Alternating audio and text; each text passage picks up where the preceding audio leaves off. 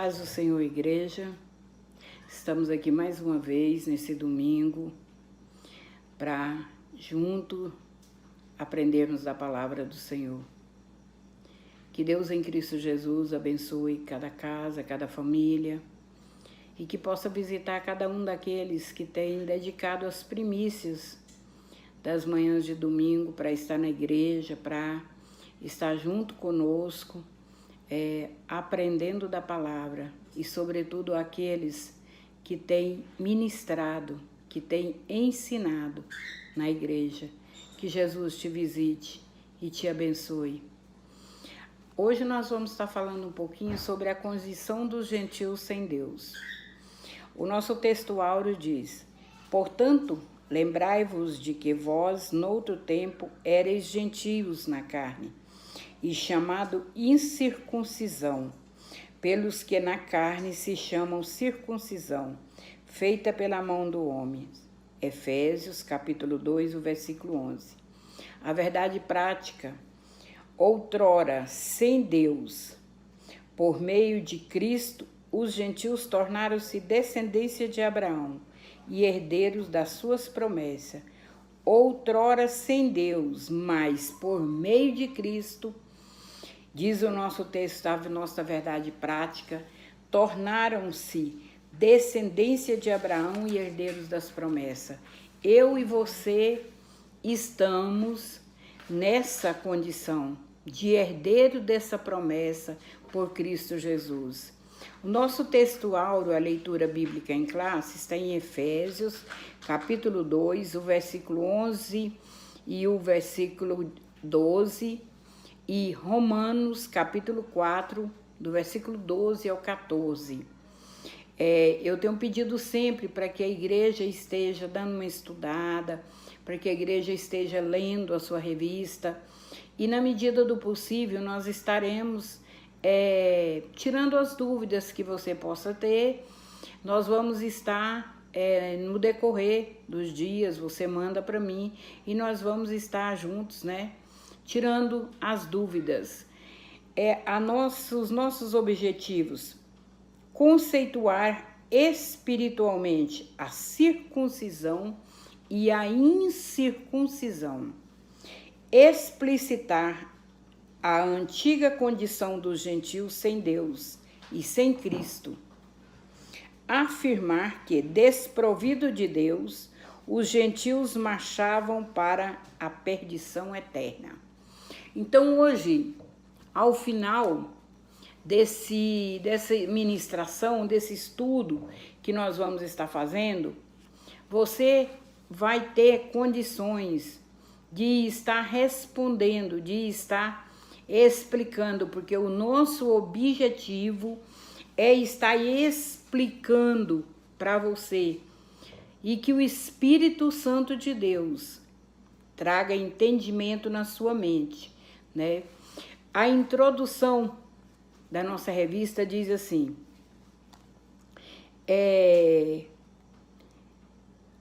separados e haviam experimentado 5 formas de privação.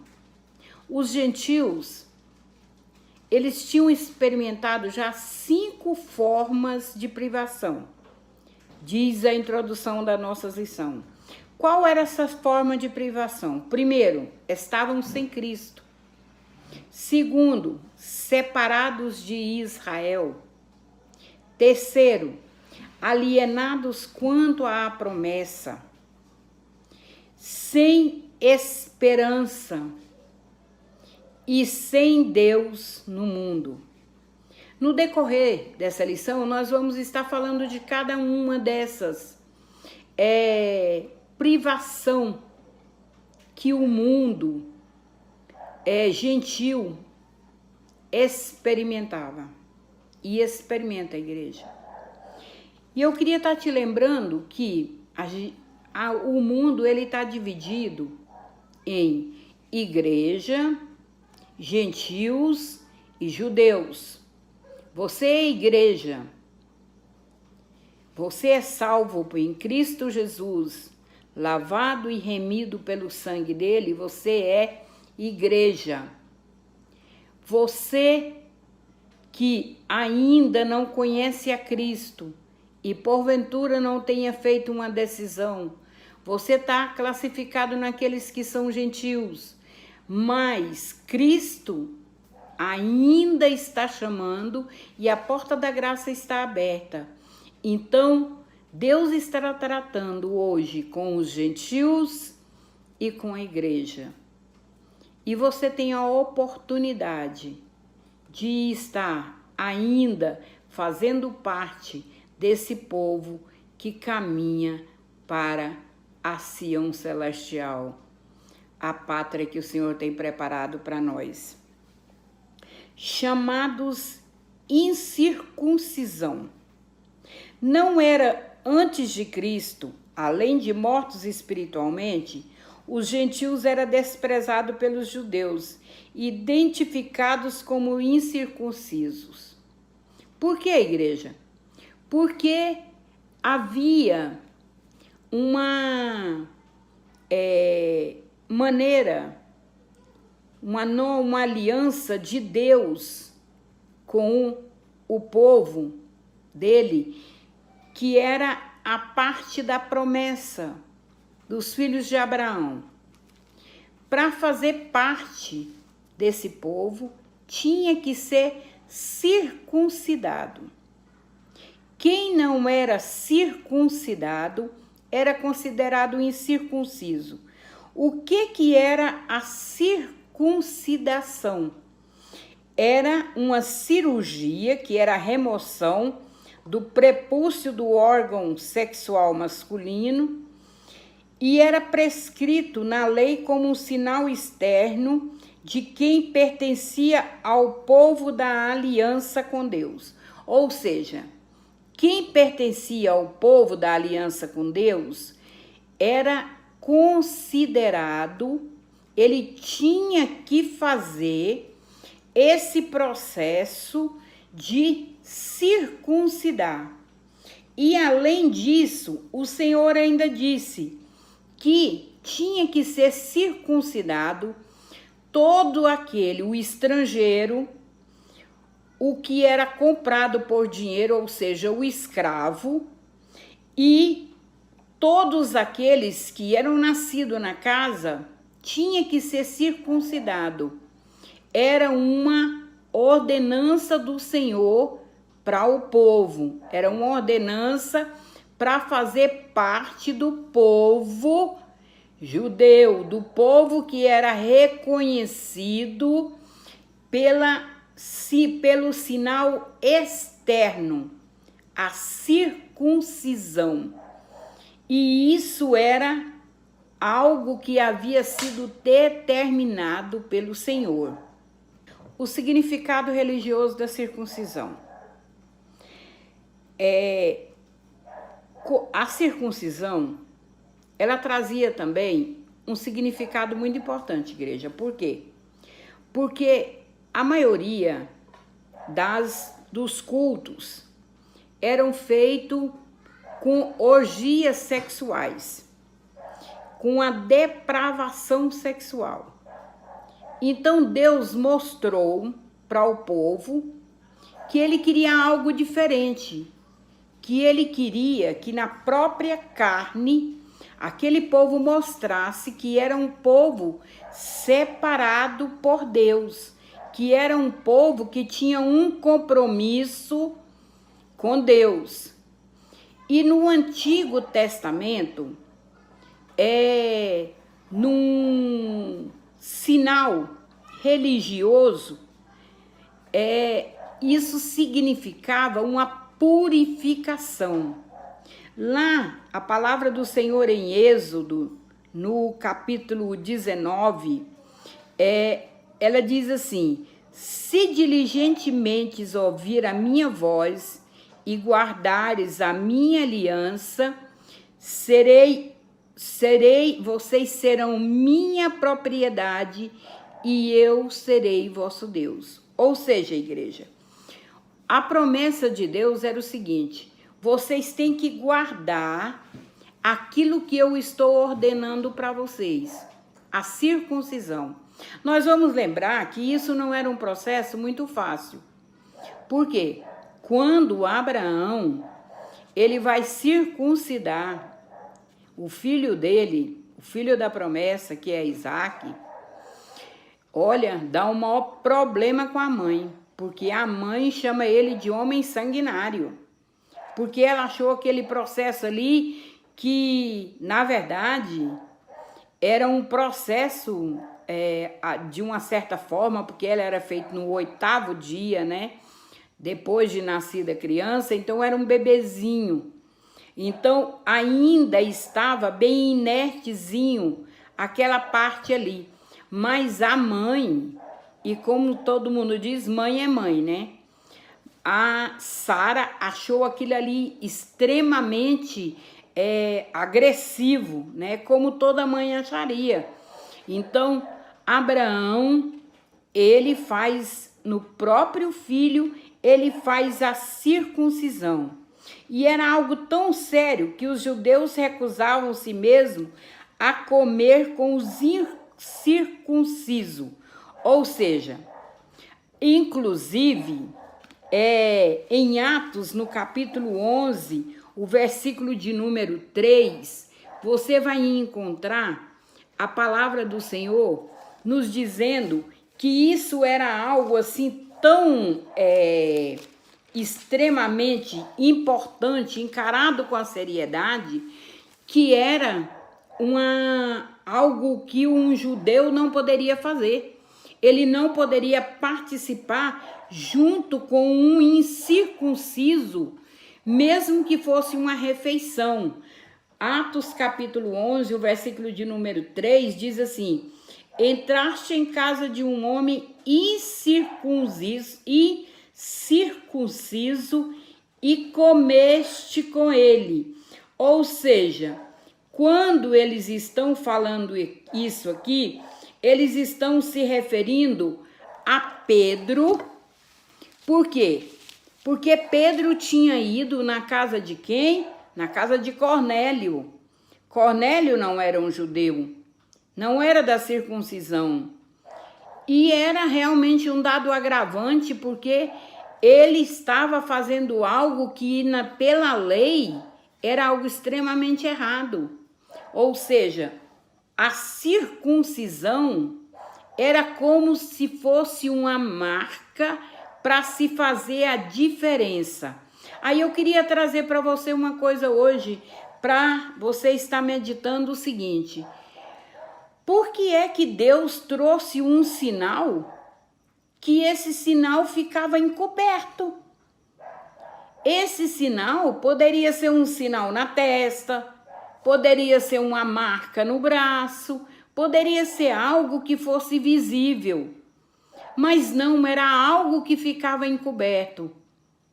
Então, hoje eu quero falar para você de algo que traz para nós o seguinte, aqui quando nós lemos aqui em Êxodo, diz que eu serei vosso Deus e vós serei meu povo. Ou seja, igreja, nós vamos além daquilo que é a aparência. O servo do Deus Altíssimo tem que ir além daquilo que é a aparência. A mesma coisa que Deus fez no Velho Testamento, ele continua fazendo hoje. Ele não quer ver na sua vida só aquilo que é aparente, aquilo que a pessoa pode ver e dizer: nossa, mas fulano é crente, fulano é um servo de Deus, eu vejo como ele age. Então, nós temos que lembrar o seguinte, que esse sinal o Senhor trouxe e que ele não era um sinal visível. Hoje o Senhor traz para nós uma circuncisão que nós vamos estar falando, mas é uma circuncisão diferenciada.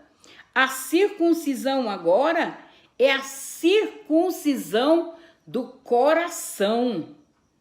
Não é mais a circuncisão de um órgão genital, é a circuncisão do coração, que diz assim, reconhece que os gentios não faziam parte da circuncisão, mas com uma ressalva: o sinal dos judeus era apenas físico e realizado por mãos humanas. uma pessoa poderia fazer aqui, um ser humano é quem fazia aquele processo, o processo da circuncisão. Mas nós vamos agora, a verdadeira circuncisão não se trata de uma operação externa, na carne, realizada pelos homens, mas o que foi feita no interior, que é a do coração, cujo louvor não provém dos homens, mas de Deus. Romanos 2, 29.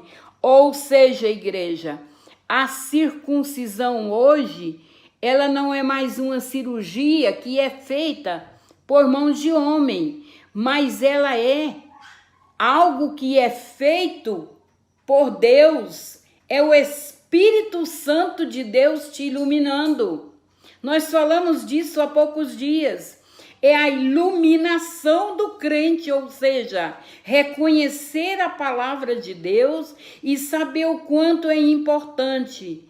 Como circuncisão era tirar uma parte, que essa carne que era tirada do prepúcio, na verdade ela é uma carne morta. O que o Senhor está dizendo para nós aqui na palavra dele? É Gálatas, capítulo 6, versículo 15, nos fala de o ser uma nova criatura, ou seja, se como nova criatura em Cristo Jesus, eu não vou tirar mais uma parte na minha vida, não vou tirar mais uma parte na carne, mas eu vou tirar uma parte na minha vida. Espiritualmente falando, eu vou cortar determinadas coisas na minha vida, porque Jesus Cristo falou que quem quiser seguir ao Senhor, que tome sobre si a cruz e depois me siga. Existe renúncia para se servir ao Senhor, e essa renúncia, muitas das vezes, nós temos que cortar determinadas coisas na nossa vida, que às vezes vai doer, que às vezes vai ser algo que eu vou necessitar fazer para que eu possa estar servindo a Cristo como Salvador e como nova criatura em Cristo Jesus. A circuncisão na nova aliança. A circuncisão na nova aliança. O assunto da circuncisão gerou discussões acaloradas entre os judeus e os gentios. Gálatas, capítulo 5, versículo 2 e o 3, vai nos falar, igreja, que em Antioquia havia uma seita, a seita dos fariseus, que o que acontecia? Eles estavam pregando para os novos convertidos, aqueles que aceitavam a Cristo como Salvador, que eles teriam que cumprir a lei e fazer o rito da circuncisão para se obter a salvação. Isso gerou um problema sério, tanto que nós vamos encontrar o apóstolo Paulo procurando ajuda num concílio ali, cujo irmão que presidia aquele concílio era Tiago, irmão do Senhor. Ele vai ali, eles vão ali para se ter uma orientação, se ter um norte, o que nós vamos fazer. Porque se nós continuarmos cumprindo a lei, quer dizer que Cristo não fez o trabalho completo. Mas os judaizantes, que eram os fariseus, eles estavam espalhando que havia necessidade da pessoa cumprir a lei. Da pessoa aceitava a Cristo como Salvador e mesmo assim ele tinha que cumprir a lei. Só que vem dali a resposta que o apóstolo Paulo estava esperando, porque ele precisava estar dando uma resposta para o povo. Líder, homem, mulher de Deus. Muitas das vezes nós não temos todas as respostas. Mas nós vamos onde? Nós vamos onde o Espírito Santo nos orienta para que a gente possa dali tirar é algo para que nós possamos estar trazendo para o povo. Às vezes, e eu falo com a igreja, o Espírito Santo me mostra determinadas situações. Olha, você faz isso, é assim que eu quero que você faça. Eu sei que o Espírito Santo está me mandando. Eu sei o que eu tenho que fazer. Mas eu também sei para quem o que eu tenho que ir, eu tenho que estar falando, olha, estou fazendo isso e isso. E o apóstolo Paulo, ele queria essa segurança. Ele tinha a revelação de Jesus, mas ele queria essa segurança. E ele manda que vão ali para trazer essa resposta. O que eu vou dizer para os gentios? E a palavra do Senhor nos diz assim: a circuncisão somos nós, que servimos a Deus no Espírito, nos gloriamos em Jesus Cristo e não confiamos na carne. Filipenses 3:3. A circuncisão hoje, igreja, somos nós. Não a circuncisão mais na carne, porque na carne nós não podemos confiar. A carne, ela é traiçoeira. Mas a circuncisão somos nós que estamos confiados em Cristo Jesus, que nascemos de novo, somos novas criaturas, estranhos ao concerto da promessa. Nosso segundo tópico. Naquele tempo eu estava sem Cristo, separado da comunidade de Israel, e estranho aos concertos da promessa. Assim era a vida do gentio. Ele estava sem Cristo, ele não tinha a promessa, e ele estava separado da comunidade de Israel. Por que que ele era separado da comunidade de Israel? Porque Israel sempre manteve a aliança do Senhor, embora ele tenha peregrinado, né, como escravo em várias nações, mesmo nos nossos tempos modernos, nos anos 1940, época da Segunda Grande Guerra, ele era reconhecido, por exemplo, na Alemanha, pelos costumes dele, porque os costumes deles nunca se misturaram, sempre mantiveram a aliança com o Senhor e o costume que Deus tinha colocado. Então, os gentios, eles não faziam parte dessa comunidade. Tanto que quando o Senhor encontra, ali em João, no capítulo 4, o Senhor encontra aquela mulher samaritana, ali na beira do poço, o Senhor, ela se admira de Jesus estar falando com ela.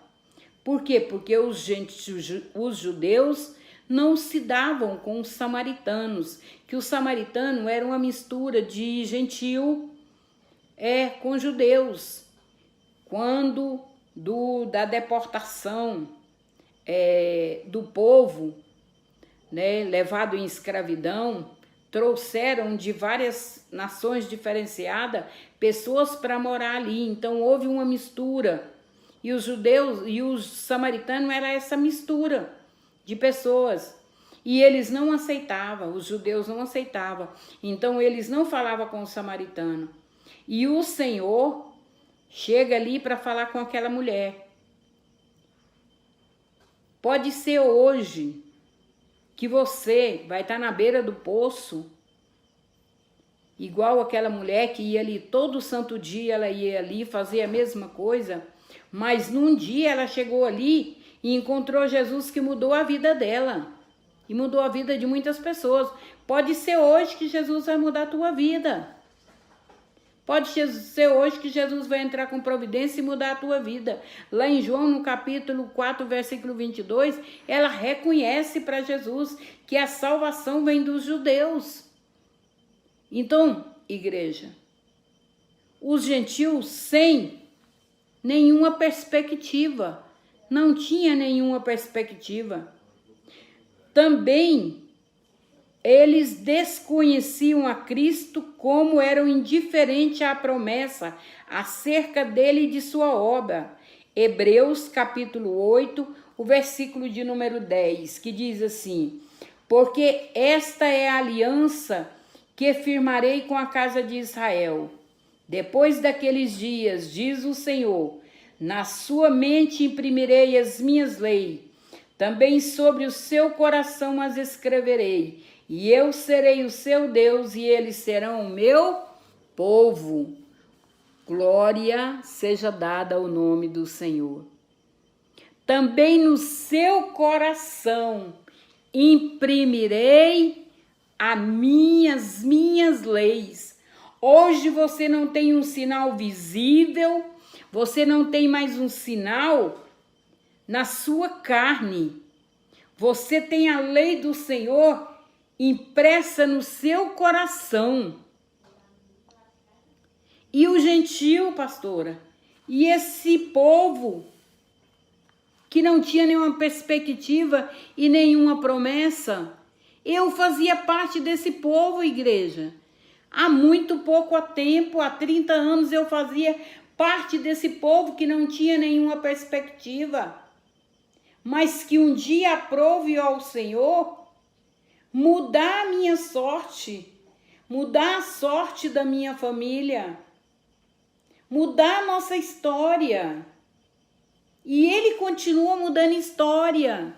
Ele continua mudando história de famílias. Muitas pessoas gentílicas, pessoas que você olha e você fala, meu Deus do céu. Mas essa pessoa, será que tem perspectiva, esperança? Tem sim. Quantos gentios Deus mudou a vida deles? Só você olhando para a palavra do Senhor. Quantos gentios Deus encontrou, Jesus encontrou no decorrer da palavra dele, e ele mudou a vida dele, ele mudou a situação deles. E ele continua fazendo a mesma coisa. Ele continua mudando. Ele mudou na vida de Cornélio, salvou ele e a casa dele. Ele mudou na vida do carcereiro, que cuidava de Paulo e Silas. Nós conhecemos essa história. Enquanto eles estavam lá presos, o carcereiro cuidando deles. A palavra do Senhor diz que Deus mandou um grande terremoto. Paulo e Silas foi solto, todo mundo poderia ter fugido. E aquele carcereiro desesperado, ele diz, Paulo diz para ele, pode ficar tranquilo, porque está todo mundo aqui, ninguém fugiu, porque ele era responsável por eles. Se eles tivessem fugido, ele tinha que pagar com a vida. Aí ele vai para Paulo e diz, o que eu faço para ser salvo? Crede no Senhor Jesus e será salvo, tu e a tua casa. Quantos gentios Deus tem promessa? Quantas pessoas nesses dias de aflição estão se ajoelhando nas calçadas, estão se ajoelhando para todo lado. Deus não está querendo sinais exteriores. Deus está querendo essência, igreja. Deus não está querendo demonstração. Deus está querendo essência. Já existe muita demonstração, já existe muito teatro. Deus está querendo essência. Deus está querendo um povo que verdadeiramente muda. Transforma-se em nova criatura e muda, faz uma mudança de vida. Alienados ao pacto da promessa. Quais eram esses pactos que os gentios estavam alienados? Ou seja, alienado é aquele que não está nem aí, não está nem sabendo, né? E quais eram esses pactos que os judeus estavam alienados? O pacto abrâmico, o pacto mosaico, o pacto davídico. Todos esses pactos eram reiteração das promessas messiânicas. Os gentios não tinham noção deles e, por conseguinte, estavam alienados de qualquer promessa ou esperança messiânica. Ou seja, na verdade, eles não conheciam. E se eles não conheciam, eles não tinham como fazer parte daquele pacto, do pacto que Deus fazia com o povo dele. Deus chamou Abraão, ali de Ur dos Caldeus, fez dele uma grande nação, e dessa grande nação tinha promessas. E os gentios não eram participantes dessas promessas. Eles não tomavam parte dessas promessas. Só, igreja, de alienados da promessa por meio do sangue de Jesus, os gentios tornaram-se herdeiros da maravilhosa promessa. Gálatas, capítulo 3, o versículo de número 29. Ou seja, os gentios, de alienados, passaram a fazer parte dessas promessas através de Cristo Jesus.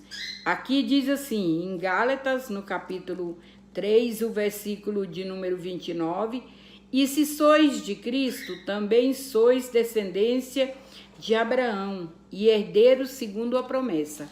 Então, como nós alcançamos essa promessa?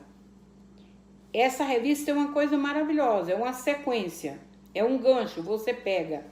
Por que que hoje, eu como gentil que já fui, faço parte dessa promessa? Porque eu aceitei a Cristo como único e suficiente Salvador, e eu tive na minha vida uma mudança como nova criatura em Cristo Jesus. Então, eu passei de gentil a filho por adoção. Lembra do filho por adoção? Aquele que tinha todo o direito que tinha o filho legítimo. Ou seja, ele tinha direito ao nome, ele tinha direito à herança, ele tinha direito a tudo aquilo que o filho biológico tinha. Então, nós temos direito. Gálatas 3, 29 diz que por Cristo Jesus, nós fazemos hoje, somos herdeiros segundo a promessa de Abraão. Você tem que valorizar aquilo que o Senhor tem te dado. Você tem que valorizar aquilo que o Senhor tem colocado na sua vida. Por quê, amado? Porque você faz parte de uma promessa que começou com um homem, que o Senhor disse para ele: sai da tua terra e da tua parentela. E em obediência ele saiu. E você faz parte das promessas que Deus fez para aquele homem. Amém? Desprovidos de esperança. Podemos afirmar que os gentios eram desprovidos dessa esperança por causa da parte da filosofia grega que descarta a possibilidade de uma vida além túmulo e que, consequentemente, pudesse ser ditosa. Por conseguinte, a falta de esperança e de paz revelava a ausência de Deus. Olha, na cultura grega, a cultura helenística, ela era o seguinte: era uma vida aqui. Acabou, acabou. Não existia esperança em uma vida além, ou seja, não tinha esperança em uma vida eterna, em uma espiritualidade. E os gentios, eles viviam desprovidos de esperança por essa cultura, por esse ensinamento. Ninguém se preocupava em preparar para ter uma outra vida, porque simplesmente acabou. Não tinha mais, morreu, acabou. Só que quando Jesus fala, ele diz o seguinte, que aquele que crê no Senhor, ainda que esteja morto, viverá. Ou seja, há uma vida, e uma vida eterna esperando. E hoje há oportunidade para o gentil fazer parte da igreja que o Senhor está prestes a buscar. Aqui diz assim, sem Deus no mundo, assim por meio de seu paganismo estava alienado de Deus, que havia se revelado a Israel. Isso significa dizer que suas vidas eram regidas pela falsa ideia de divindades pagãs que mantinham escravizado em densas trevas espirituais. Trata-se de uma descrição de um quadro calamitoso que nós, igreja, conhecemos. Esse quadro calamitoso nós conhecemos. Por quê, igreja? Porque é o mundo em que nós vivemos hoje. Que mundo é esse que nós vivemos hoje? Um mundo sem Deus, um mundo sem esperança, um mundo que a expectativa dele é a expectativa em coisas materiais. Quando a gente fala que a nossa esperança está em Cristo, que nós estamos esperando, quantas das vezes as pessoas estão comentando, né? Nós estamos na expectativa de que vá surgir uma vacina, de que vá surgir algo, de que vá surgir um medicamento que vá mudar a situação, né? A situação desse estado de pandemia. E eu sempre falo aquilo que a palavra do Senhor diz. Jesus disse que sem mim nada podeis fazer. Pode ser a mente mais inteligente, pode ser o recurso maior, pode ter o dinheiro que tiver, sem mim nada podeis fazer. Esse mundo sem Deus é um mundo sem esperança, porque a nossa esperança no homem, ela falha. Agora a nossa esperança em Deus, ela nunca falha. A palavra do Senhor em Isaías 64, versículo 4 diz que desde a antiguidade nunca se ouviu falar de um Deus tão poderoso que trabalha para aquele que nele espera. Então, a nossa hoje expectativa, a nossa perspectiva hoje é essa, que sem mim nada podeis fazer. João capítulo 17, o versículo de número 3, a palavra do Senhor nos diz assim, João 17, 3, e a vida eterna é esta, que te conheçam a ti, o único Deus verdadeiro, e a Cristo a quem o enviaste. Então, a palavra para nós, a palavra hoje é essa. O Senhor tem chamado a igreja para o ID, porque esse mundo gentil vive sem esperança, vive sem perspectiva, mas em Cristo Jesus, todas as promessas que foram feitas a Abraão, como filho por adoção, cada um tem direito. E eu quero nesta manhã que o Senhor te abençoe, que o Senhor te guarde, que o Senhor te ajude a manter no seu coração essa chama acesa e ver que se nós estamos em dificuldade, esse mundo gentil, esse mundo que hoje é o título da nossa lição, a condição do gentil sem Deus, está muito pior, porque não tem nenhuma esperança. Que o Senhor te abençoe, guarde a tua casa, guarde a tua família e te dê um domingo abençoado na presença dEle. Amém.